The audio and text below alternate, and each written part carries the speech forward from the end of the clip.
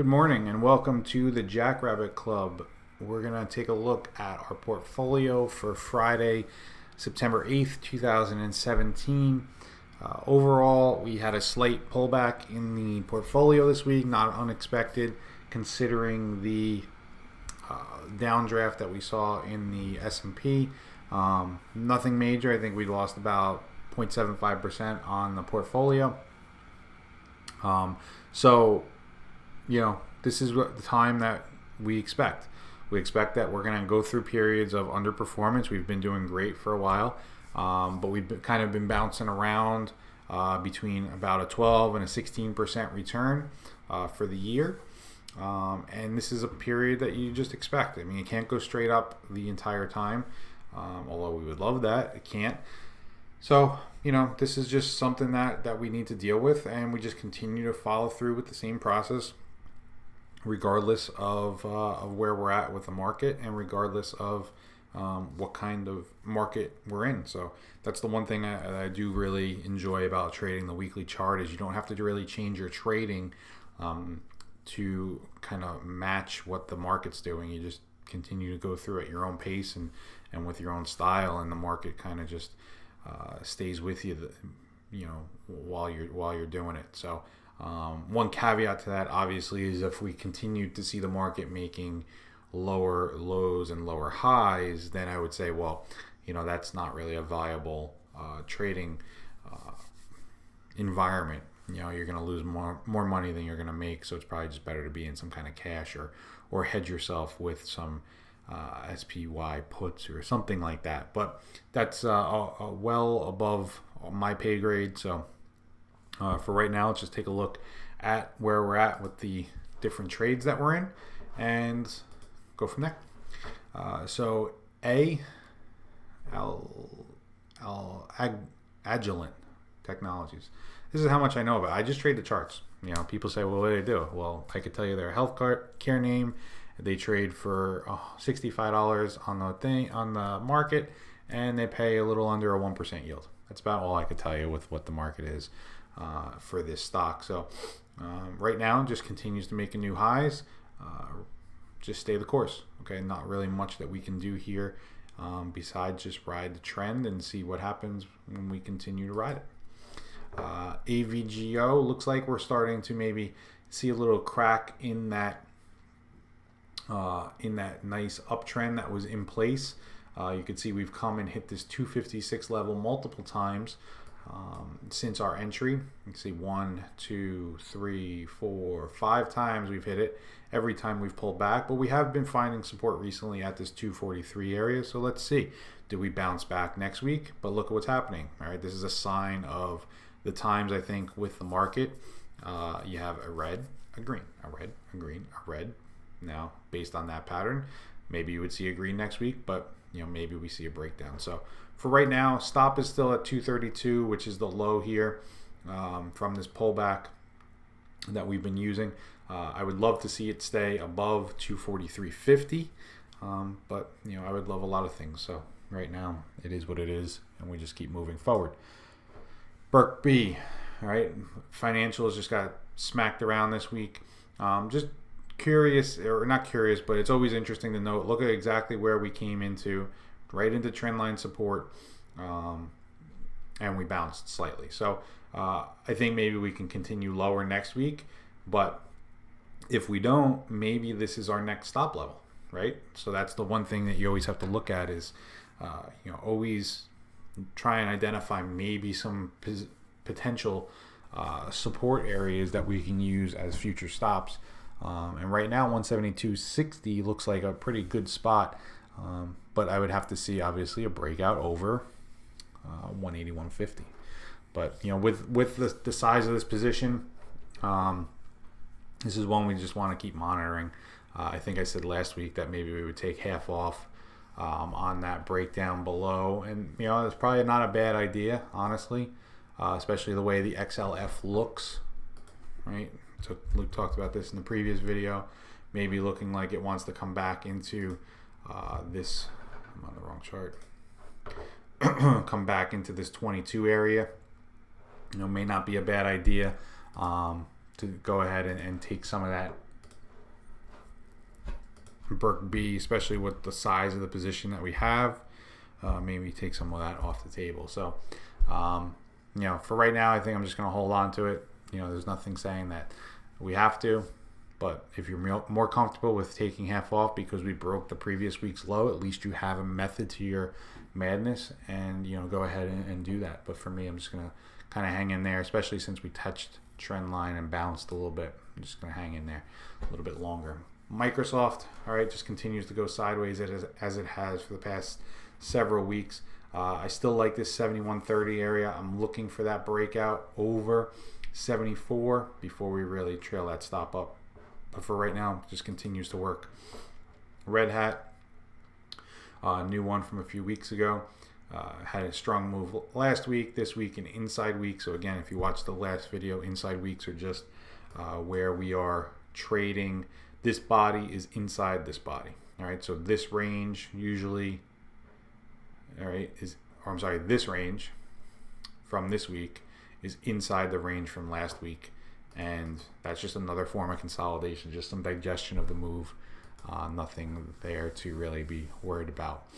RTN started the week out great, up at 184, closed the week 181.69, but has still continued to make that pattern that we've seen so often where it continues to not close below the previous week's low. Once it does, I will be taking half off that position on this run and looking to see where we go from there. But for right now, trail that stop up 180, let's call it, and see how we play out next week. UNH took some off last week. 4 weeks ago. Sure enough, right back up to the 200 level, hitting some resistance here again this week.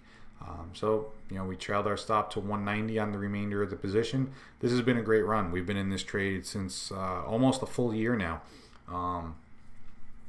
Looks like we entered on 10/17 of 2016.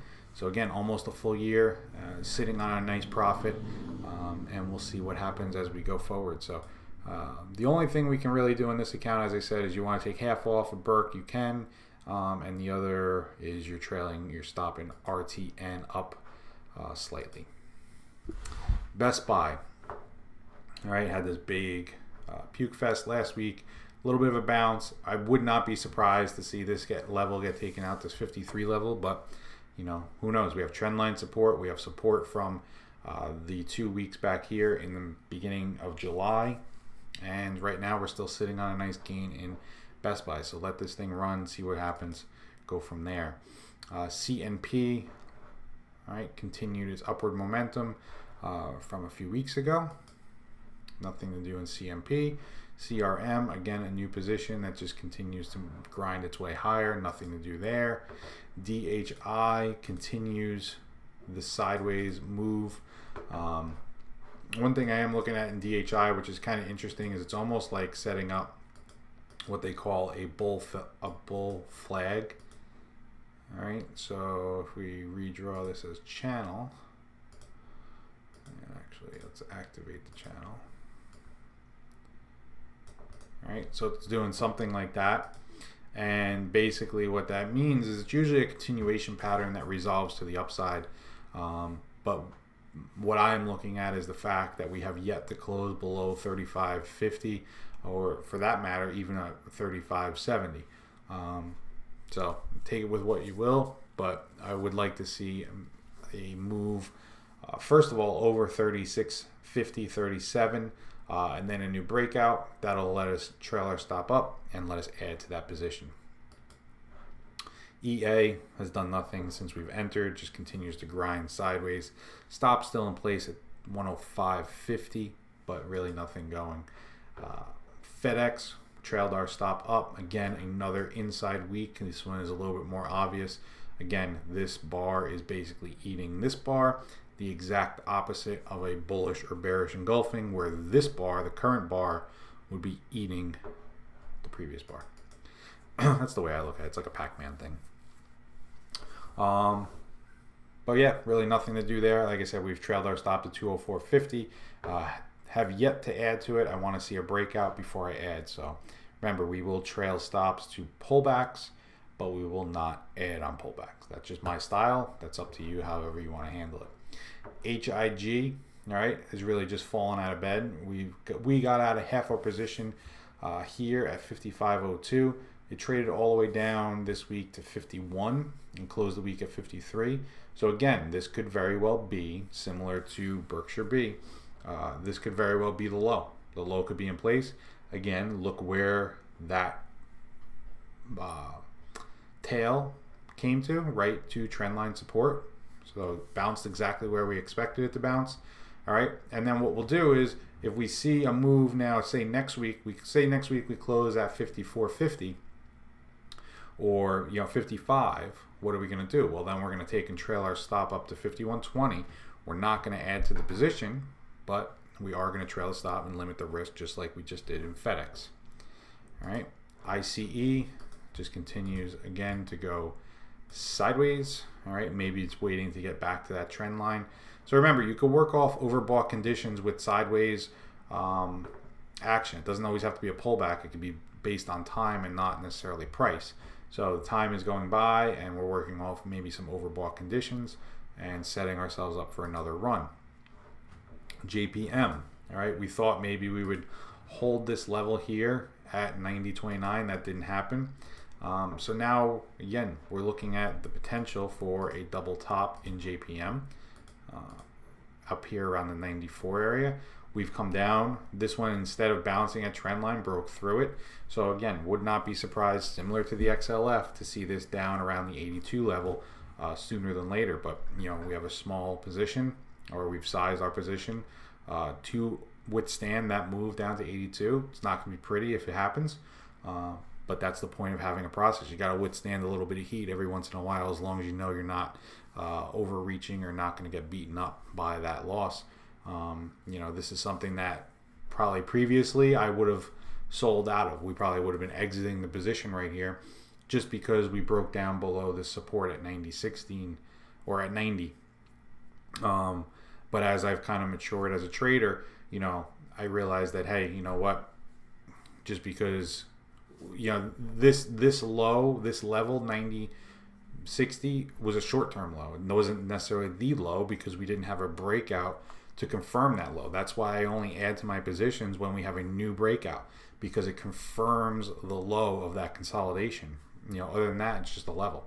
So, right now, the other thing you can look at is maybe we're coming back into previous resistance becoming new support. So again, different ways to look at different things as you mature as a trader. So for me, I'm just going to stay long in stock and see what happens. Netflix, again, pullback last week. This week was up at trading around 180. I think even as early as today, it was trading at 180. Today being Friday.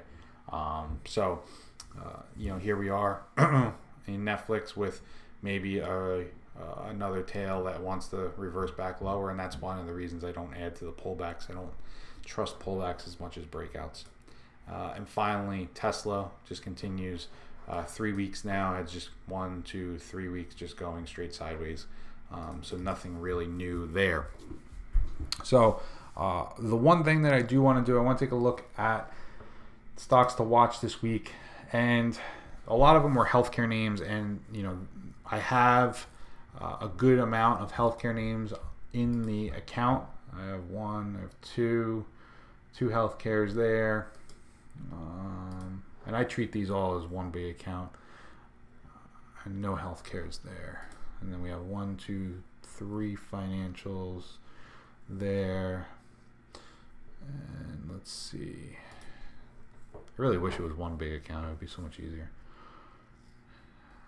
All right, so the way this worked out, this shakes out for me, is my sons actually have some cash because, actually that's one thing I didn't touch on. I apologize. Rockwell Collins, I sold out of early this week. I would just get out of it if you're still in it.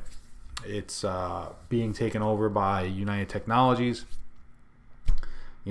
I don't think you're going to see much in the way of a premium boost. I think it's a cash and stock offer, and you may sit in the trade for 6 months and it just goes sideways, similar to like what a TWX has done, it just does nothing. So I'd rather free up the capital. That's one of the reasons my sons have some cash in their accounts. I want to redeploy that cash. But as far as Rockwell Collins goes, this was one that originally we were trying to get in a trade in Charter where it gapped up. This was the week that we did the video. Sure enough, Monday morning it had gapped up because of some kind of offer, and really it's just gone sideways. So this is kind of what I'm expecting to happen with Rockwell Collins. Instead of getting into Charter, we pulled an audible. We got into Rockwell Collins, and that announcement came through. We made a nice little profit, $591 for about 6 or 7 weeks of being in the trade. So long story short, Jack and Ryan have some cash in their accounts. I want to redeploy it, and I'm looking at 2 different names. The first one being, let's see, where are we? The first one being BSX. All right, nice clean breakout trade there. And the second one being MMC. And I'm going to go with the financial here. And the reason I'm going to go with the financial is twofold. First, I like the pattern. All right, the pattern to me, nice tight consolidation, nice big breakout, looks good, very similar to BSX. The second reason is it has the bigger dividend yield. Actually, ABT has a yield too. Let's see. What do we want to do here? ABT, 3 weeks straight up. BSX, straight up. I'm going to go with the MMC. I'm going to stick with that one. Add the financial because if you look at their accounts, they only have 1 financial in that account, but they already have 2 healthcare. So as in an effort to keep them somewhat diversified, I don't want to have 3 healthcare names in their accounts.